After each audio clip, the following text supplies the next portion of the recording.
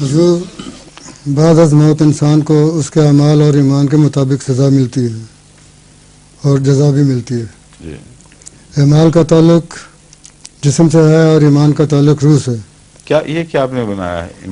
اعمال کا تعلق جسم سے ہے. بعد از موت انسان کو اس کے اعمال اور ایمان کے اعمال مطابق صالحہ جو ہیں یہ وہ خالی جسم سے ہو ہی نہیں سکتے جب تک دل نہ شامل ہو. انما الاعمال بالنیات ہے. یہ نیت تو بدن نہیں ہے، یہ نیت تو روح اور روح کا فیصلہ ہے.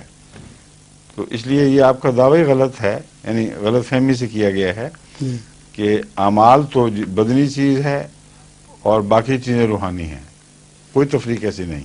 یہ ہر عمل میں نیت لازم ہے، اور اگر نیت نہ ہو تو عمل ہے ہی نہیں، وہ کل عدم ہے. یہ اگر کوئی نیت نہ ہو تو پاگل پن ہے نا. یہ پھر تو جسم اس طرح گھوم رہا ہے جس طرح کسی چیز میں جان نہیں، شعور نہیں.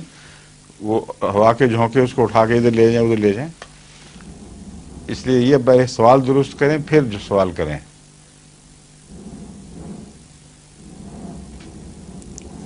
پھر بنے گا ہی نہیں، یہ مشکل ہے. ہاں دوسرا کر دیں چلیں. دراصل اس کے بعد یہ ہے کہ اگلے جہان میں صرف روح کا حساب کتاب ہوگا، جبکہ ہمارے اعمال وہ بات ختم ہو، سوال ہی ٹوٹ گیا.